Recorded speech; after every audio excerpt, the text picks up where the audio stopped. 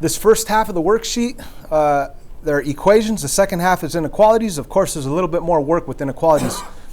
But how easy is number 2? Well, if you actually got a calculator and typed in on the Casio log base 3 of 243. So there's this awesome button right here. It's kind of fading right here, sorry. But that button right there, it's a log base blank of blank. So you could actually type in your numbers in there, type in the base 3 right there and the 243, and it'll actually give you the answers. Back when I was in high school, we had to do a change of base formula. I'm still going to teach you that formula. You're still going to have to learn that formula, but now the calculators actually could do that for us. Anyway, so we said that that was 5, so we have an equation x minus 4 equals 5, which means x equals 9, and we're done. That's the answer. Let's move on. Number 4. I want to solve. I want to get this x by itself on one side. The problem is that there's 2 x's and they're inside some logarithms. So I don't want these logarithms. I got to get these x's out of those logarithms. So how do we undo something? Do the inverse operation. What is the inverse of a logarithm? An exponent situation, right? So what we're going to do is raise both sides of the equation to become the powers of the base of our choice, which in this case, base 9 is what we want. Do the same thing to the other side, because what you do to one side, you do to the other. Raise that side to be the power of base 9. The equal sign is no longer up here. It's actually between the 9's. So your new equation reads 9 to the log base 9 of this equals 9 to the log base 9 of that. So we know that 9 to the log base 9, it undoes itself, and the power comes down. The 3 minus x comes down, and that's the new left side of your equation. Over here, 9 to the log base 9, it also eliminates, and the 5x minus 15 comes down. And that's our new problem without logarithms that we're going to solve. So let's move the x to this side. 5x plus 1x is 6x, and might as well do 2 steps in one here. Let's add 15, add 15. We will get 18. So we have the equal sign. We have 18 on this side. Is everybody following me? Or am I doing too many steps in one? We're good? We're good. All right. So what we really have is x equals what? X equals 3. Now, you get an answer. You're supposed to double check and make sure that when you plug it back in, you don't end up with 0. Remember I said we can't do the log of 0? Yeah? So when I plug in 3 right here, it's going to say 3 take away 3. And if you try to do log base 9 of 0, because 3 take away 3 is 0, it's going to say error on your calculator. You can't do it. So this is an extraneous solution. So that's not a possible answer. So what do we say? No solution. And if you look at the back, you should see that it says no solution. Moving on to number 6. What am I going to do to get rid of those logs? Raise the roof, right? No, raise it to be the power of base what? Base 9, base 9. Okay, the equal sign is no longer up there. It's now between the 9's. What you really have is 9 to the log base 9 of this equals 9 to the log base 9 of that. And of course, 9 to the log base 9 eliminates. What we have here is a 3x squared. The equal sign comes down, and 9 to the log base 9 eliminates, and you have a 2x plus 1. Now at this point in this Algebra 2 class, you're going to reach back deep into your memory of semester 1. And how are we going to solve this equation that has an x squared in it? Anybody? Huh? What? Who? Square root? Okay, if I had an x squared, with no other x's, yeah, I would divide by 3 and then square root. I'd get a plus or minus in front of my answer. But I have another x right here. Anybody? This is a quadratic equation, and in semester 1, we would solve quadratic equations by setting it equal to 0, moving everything to one side. So check this out. If I subtract 2x, and then also subtract 1, and subtract 1, I want to have a quadratic trinomial equation. That quadratic trinomial equation is 3x squared minus 2x minus 1 equals 0. So we set that quadratic trinomial equation equal to 0. And hopefully, we could factor, split, and solve. Or if not, we could use the quadratic formula. X equals negative b plus or minus square root of b squared minus 4c divided by 2a.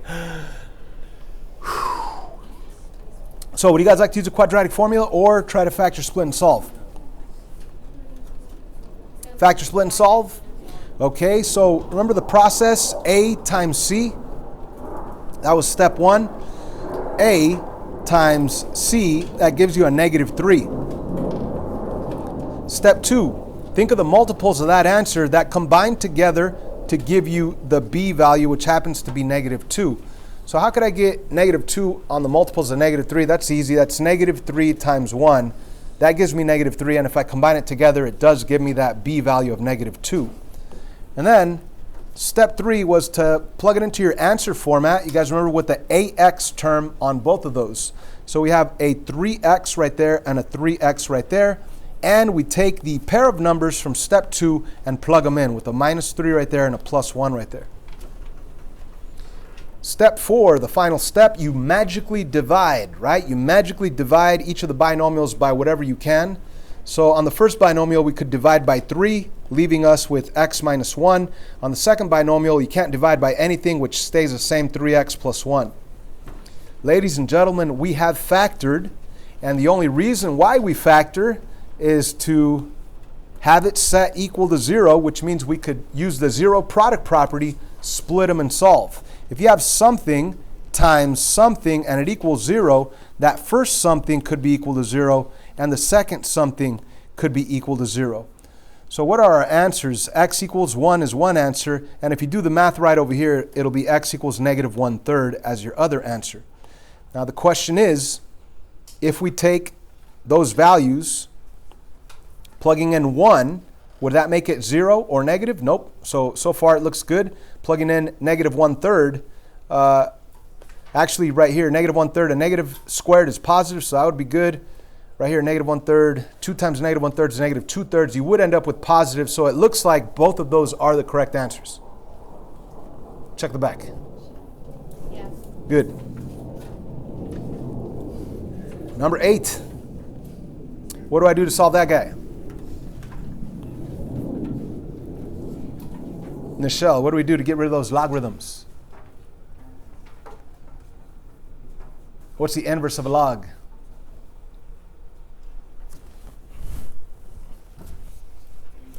A power, right? An exponent. So make this whole thing become the exponent of what base? 7. Make this whole thing become the exponent of base 7. So you don't have the equal sign up here. It's really 7 to the log base 7 of this equals 7 to the log base 7 of that. So yeah, the 7 to the log base 7 eliminates. The 5 minus x comes down. The equals comes down. 7 to the log base 7 eliminates, and the 5 comes down. So this one's pretty easy to do. When I subtract 5, that'll be a negative x equals negative 10, equals 0, I'm sorry. Which means that x equals 0. If I plug in 0, will I end up with 0 in that whole thing?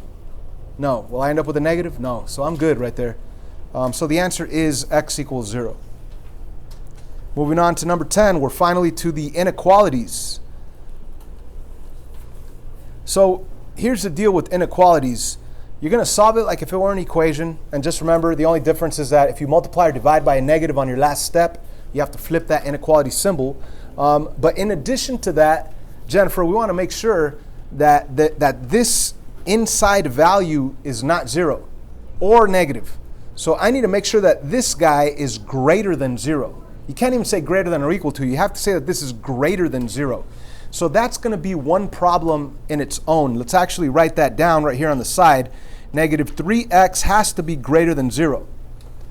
Because if this were 0, then the whole thing would get messed up, right? You cannot do log of 0. So this thing has to be greater than 0. It has to be a positive value. So I write down whatever I have here, I make it greater than 0, and then I solve. How do I solve? I divide by negative 3. Divide by negative 3. I end up with x. I have to flip the inequality because I'm dividing by a negative.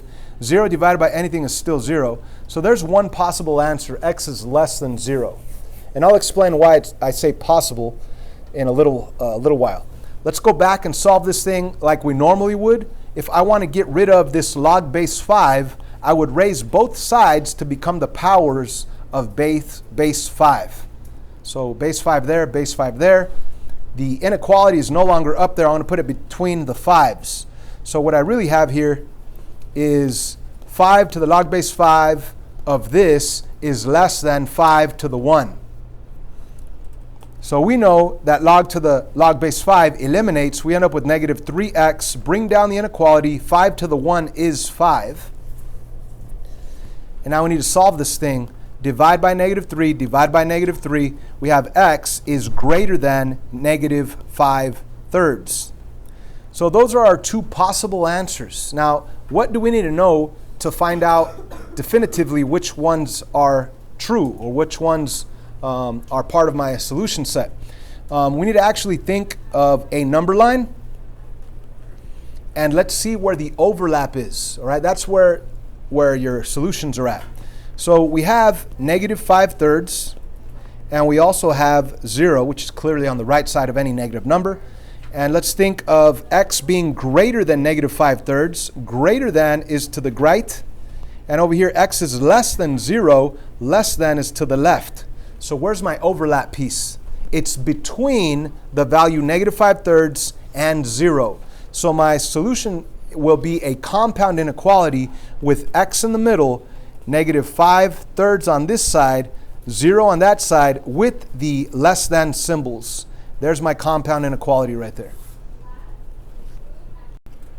So, once again, start by looking at what's inside of the logarithm, whatever the logarithm may be. Whatever's in there has to be greater than 0. So you actually write that on the side, that whatever value's in here has to be greater than 0. Solve it. That's one possible answer. And then go back and solve the whole thing. Now, if you have more than one logarithm with more than an x on each one, then you have to do it to each one of those logarithms. Let's take a look at number 12. So right here, I'm actually doing two problems. One problem will be that this inside value has to be what? That inside value has to be what? Greater than 0. And when I solve it, x is greater than 3. That's one possible answer. Okay? Now, let's go to the actual logarithmic inequality and solve it by raising the whole thing to become the power of base 10. Raising that 2 to become the power of base 10. We know that 10 to the log base 10 eliminates. The x minus 3 comes down. The inequality comes down.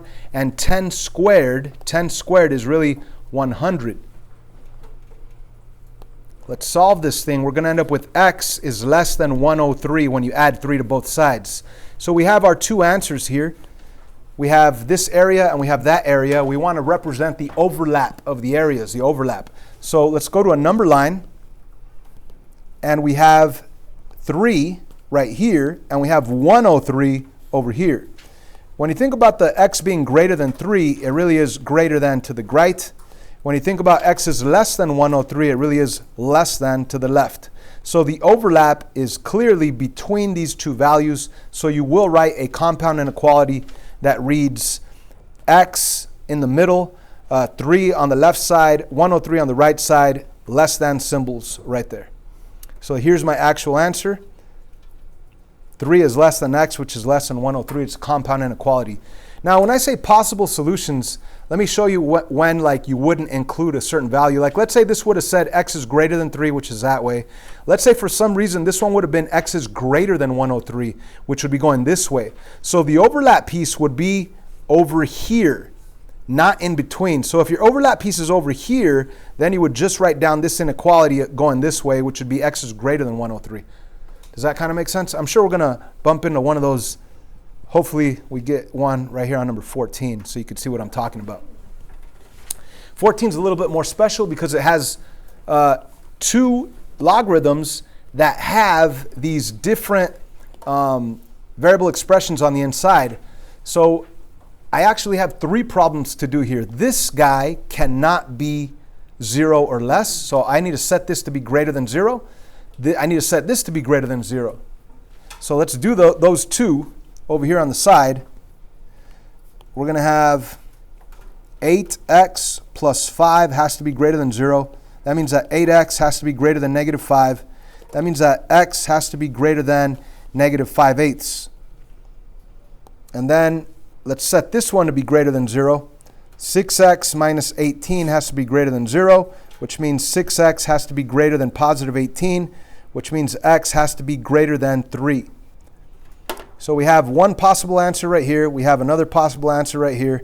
And now let's go to the whole thing and solve it by raising both sides to become the powers of base 7. That way they could eliminate right here. And what we have left is the inequality 8x plus 5 is greater than 6x minus 18. So let's solve this thing by moving the 6x over to this side. And for the sake of space, I'm going to do 2 steps in one. Subtract 5 and move it over to this side. So what we have here is 2x is greater than negative 23. So we're going to divide by 2. Divide by 2. X will be greater than negative 23 over 2. That's ugly. All right, so let's take these 3 answers, this red one, this blue one, and we're going to circle this one in green. And let's go to a number line. I'm going to go to the number line right above it. I want to draw a number line, sketch a number line. And let's put these in order on that number line. So we have negative 23 over 2. That's way over here, negative 23 over 2. And that says x is greater than that value. And then let's go to the red one that says x is greater than negative 5/8. So we have negative 5/8, which is closer to the positives. Greater than is to the right as well. And then we have x is greater than 3. Here's 3 greater than to the right as well. Ladies and gentlemen, where is your triple overlap piece? Is it in between? Is it in between 2 numbers? Or is it just on one side of one number? One side. It's on the one side of 3.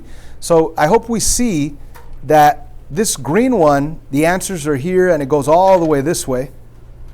The red ones, the answers are here and it goes all the way this way. And the blue one here and they go this way. So when you look at it, the overlap piece is from here this way, right? So it's only one inequality. The only answer that you should write down is x is greater than 3.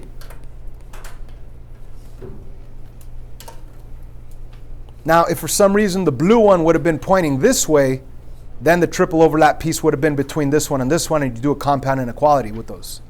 I hope we see that. Hope we understand that. Number 16. Raise both sides to be the powers of base what? So put a 10 right there, put a 10 right there. It'll eliminate. We have a simple inequality. Oh, wait a minute. I forgot to do the easy inequalities first. I guess we'll do that later. Let's just keep going here. We have an inequality that reads 2x minus 2 is less than 7 minus x. I'm going to add x. I have 3x minus 2 is less than 7. Going to add 2 and add 2. 3x is less than 9. Divide by 3. X is less than 3. That's one possible answer. But like I said, we need to go back to the inside of this logarithm and make sure that that's greater than 0. So if I do 2x minus 2, and I say that it has to be greater than 0, when I solve it, it'll be 2x is greater than 2, which means x is greater than 1, and that's another possible answer. And I also need to state that 7 minus x, that has to be greater than 0 as well. 7 minus x has to be greater than 0. When I subtract 7 on both sides, I'll have negative x is greater than negative 7. And if I divide both sides by negative 1, it'll become x. You have to flip the inequality, becomes positive 7. So x is less than 7. That's a possible answer there. So we have this blue answer, x is greater than 1. This red answer, x is less than 3. And green answer, x is less than 7. You only want to represent the triple overlap piece. Because there's 3 inequalities, there's going to be 3 areas. Hopefully we could find the triple overlap piece. If there is no triple overlap piece, then it's no solution. So let's do a quick number line, a sketch. The smallest value is 1. The next value is 3, and the last value is 7. So let's go with the 1 in blue. X is greater than 1, that's that way. When I go to the 3 in red, x is less than 3, it's this way. And when I go to the 7 in green, x is less than 7, it's that way. Where is your triple overlap piece? Is it on one side of one number, or is it between two numbers? Julio, where's the triple overlap piece? Is it? No? You're not getting this? It's between 3 and what? 3 and 1, right? You see, the red one goes this way forever, but at that point, if you keep going this way, there's no more overlap. The blue one goes this way forever, but you could stop right there because if you keep going this way, there's no more overlap. The green one goes this way forever, but you could stop right there because if you keep going this way, there's no more triple overlap. The triple overlap is right here between the 3 and the 1. That's the triple overlap piece. So that's the only solution set that you have for this answer. So you're going to put that as a compound inequality. All you got to do is slap an x right in the middle with the less than symbols right there. So your compound inequality should read 1 is less than x is less than 3. If you check the answers in the back, that's what you should see. Number 18. What do I do there to get rid of the log base 16? Raise it to be the power of base 16. Same thing over here. 16 to the log base 16 eliminates. You have x is greater than or equal to 16 to the 0.5. What the heck? What do I do? What is 0.5? It's really a 1/2. Power of 1/2 is really the square root. The square root of 16 is 4. Or you could be lazy and just type it into your calculator, 16 to the 0.5, and it will give you 4 as an answer. So there's your answer 4. And do I even need to check? I mean, 4, anything greater than 4, it's not going to ever be 0 or negative, so we're good. That's it. That's your answer. Could you verify for me on the back? Yeah? Yes. Number 20. Last question of all the even ones, and then you guys could work on the odd ones. We want to raise both sides to become the powers of base 5. Oh, no, wait. Let's stop. Back up. Let's start with the easy ones first. What do I need to do for the easy ones? 3x has to be greater than 0. What else? So actually, let's solve that one. Divide by 3, and x has to be greater than 0 still. Okay, so that's one possible answer. How about this other guy over here? Okay, and when we solve that, plus 1, we end up with 2x is greater than 1. Divide by 2, x is greater than 1/2. That's another possible answer. And then we go to the whole thing and solve it as if it were an equation where you raise it to be the power of base 5, raise it to be the power of base 5. This cancels out, this cancels out. 3x comes down, the inequality comes down, the 2x minus 1 comes down. And now let's solve this thing by moving the x's to one side. And we end up with x is less than -1. We have our 3 answers right there. Let's go to a number line to see where the triple overlap is at.